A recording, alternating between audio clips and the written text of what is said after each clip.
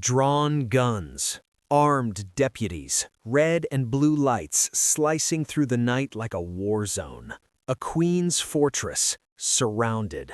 My home swatted twice with drawn. They magically, no one seemed to find the person. Again. But this time, it's not some random prank caller hiding behind a VPN.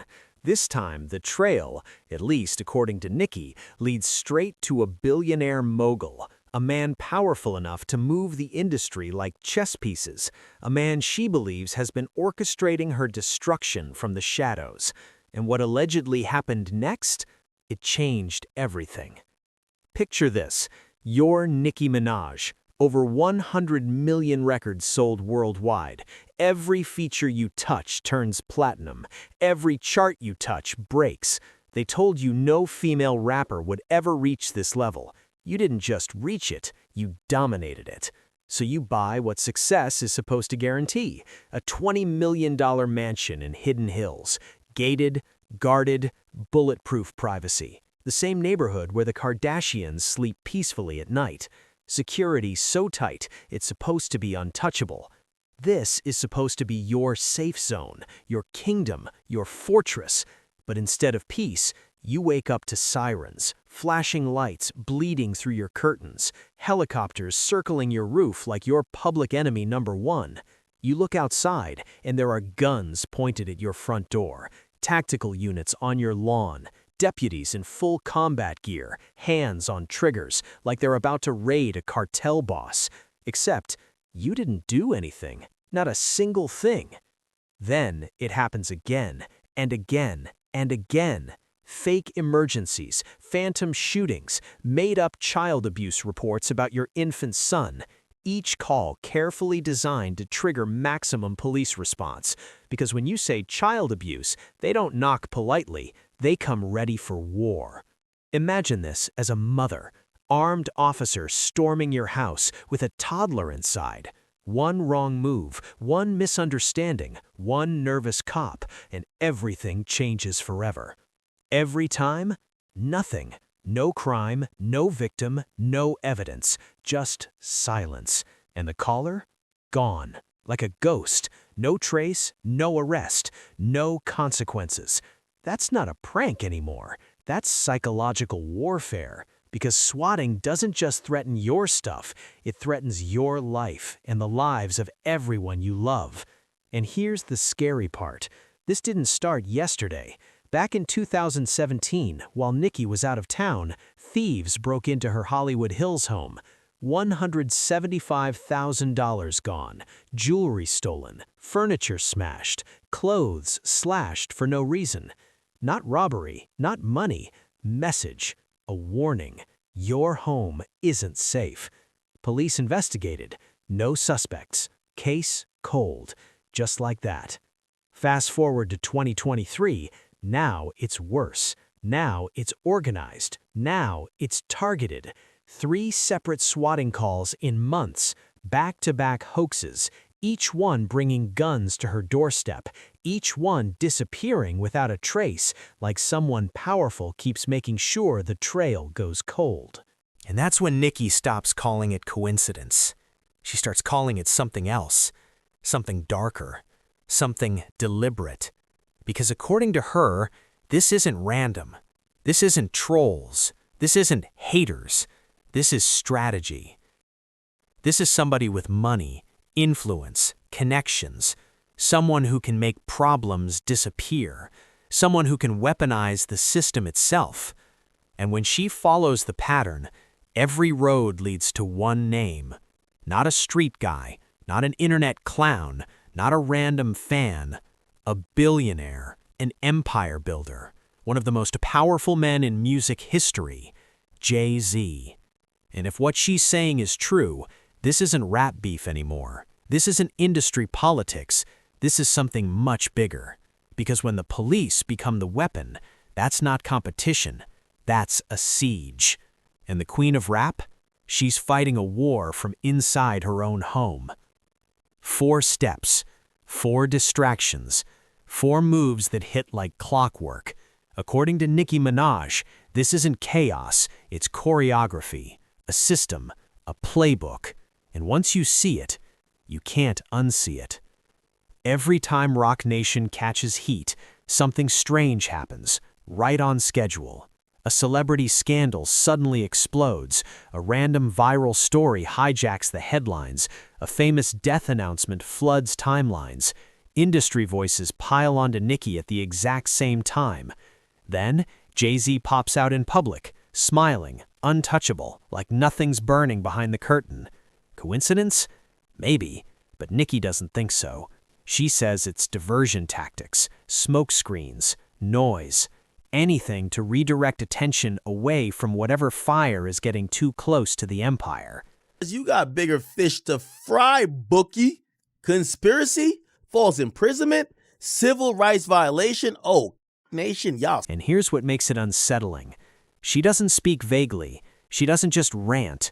She lists it, step by step, numbered, documented, like she's studied it for years, like she's watched the machine move in real time, over and over and over again.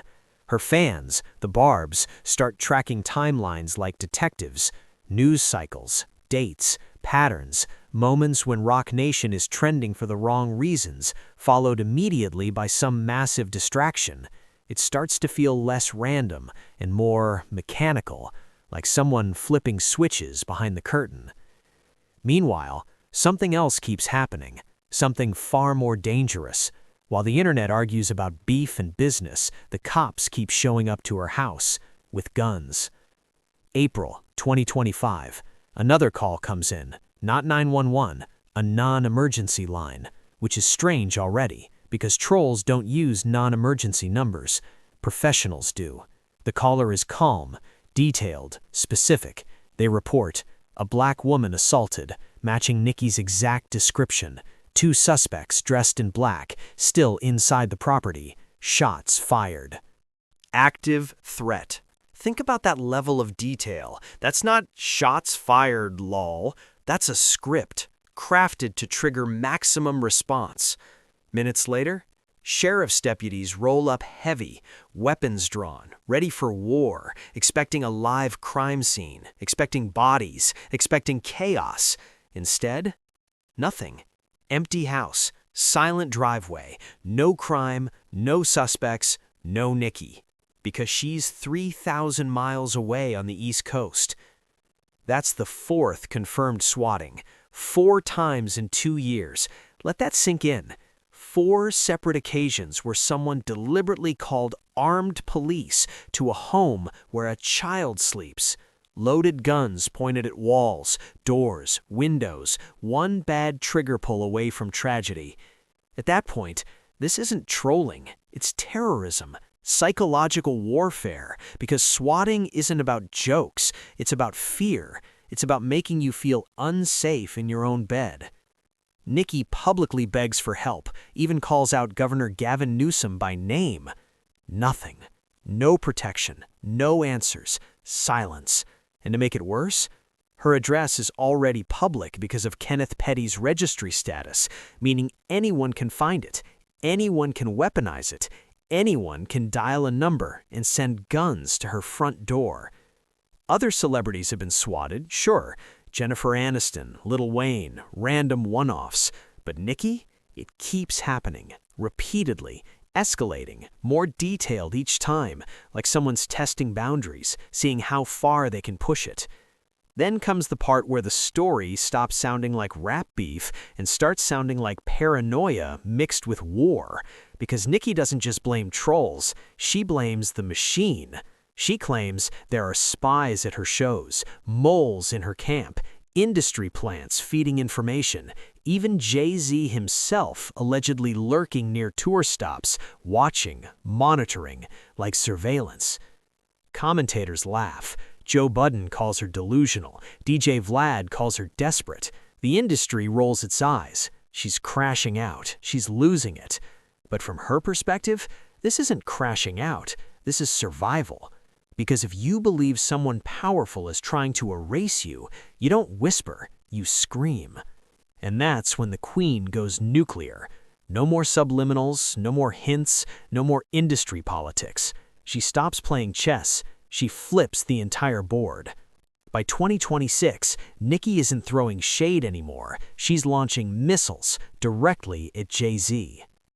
At Rock Nation, at their CEO, at everyone. Full scorched earth. Accusations that aren't just career-ending, they're life-ending. Federal-level claims, conspiracy, false imprisonment, civil rights violations. Stuff you don't tweet unless you're either A, completely reckless, or B, completely convinced you're telling the truth. And here's the part that makes this war different. JayZ says nothing. Not one tweet, not one bar, not one interview. Just silence.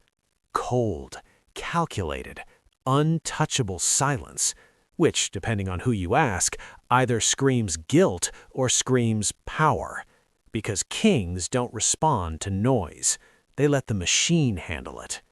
So now you've got two sides. One woman screaming, "They're trying to destroy me," and one empire saying, "Absolutely nothing."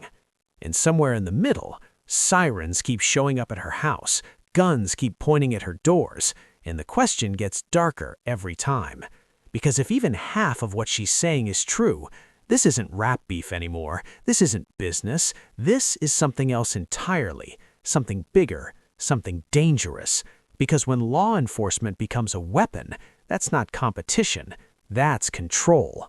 Now step back for a second. Strip away the tweets, strip away the Stan Wars, strip away the memes. Look at this story cold, because at its core, it's terrifying either way. If Nicki Minaj is right, if even half of what she's saying is true, then we're not talking about rap beef, we're not talking about industry drama, we're not talking about petty jealousy, we're talking about something way darker. A billionaire with corporate infrastructure, political connections, lawyers, executives, media relationships, using all of it like weapons, not to compete, not to out-rap, not to outwork, but to silence, to financially squeeze, to isolate, to punish, to make an example out of someone who refused to bow. Think about that. Not diss tracks, not charts, not Grammys, but police raids, legal pressure, lost deals, doors quietly closing, friends suddenly not ringing, and armed deputies showing up at your house at 3 a.m. while your child is sleeping. That's not competition. That's siege warfare, corporate warfare, the kind you can't fight with bars or beats. Because how do you battle something you can't see? How do you diss a machine? How do you outrun an empire? But flip it, because here's the other side. If she's wrong, if the connections are coincidences, if the swattings are just sick trolls, if Rock Nation has nothing to do with any of it, then what are we watching? Then this becomes something else entirely. One of the most public, most prolonged, most self-destructive spirals the culture has ever seen. A superstar torching relationships, burning bridges, calling out everyone, alienating the very industry she once dominated, risking her legacy in real time. Because paranoia can look exactly like persecution, and persecution can look exactly like paranoia. From the outside, it's almost impossible to tell the difference. That's why this story hits different, because there's no clean answer, no smoking gun, no courtroom verdict, just two narratives colliding. To the critics, she's crashing out. Joe Budden calls it self-sabotage. They say she's fighting ghosts, burning her own house down. They say the industry didn't blacklist her, she blacklisted herself. But to the barbs, she's not crazy, she's not desperate, she's not spiraling. She's a warrior queen, standing alone, swinging at giants, refusing to kneel, refusing to play nice, refusing to accept crumbs from billionaires. They see strength where others see chaos. They see courage where others see meltdown. And then there's JayZ, the most interesting part of all, Because while Nicki is screaming, he says nothing. No tweets, no interviews, no diss records, no statements. Just silence. Cold, controlled, untouchable silence. And sometimes silence is louder than anything. Because powerful people don't argue, they don't explain, they don't defend themselves on timelines. They just keep moving while the world argues for them. So now we're left here with two titans, one screaming war, one saying nothing. Sirens still showing up, accusations still flying, fans still divided, receipts stacking on both sides, and no resolution in sight. Because this isn't ending with one headline, this isn't ending with one tweet, this isn't ending quietly, not with this much money, not with this much ego, not with this much power on the table. Either we're witnessing one of the most dangerous systematic abuses of power in modern entertainment history, or one of the most tragic public unravelings of a superstar the game has ever seen. And honestly, both possibilities are scary. But one thing's certain, the Queen isn't backing down, the Empire isn't responding, and the world, we're all watching, waiting, because this story, this war, it's far, far from over.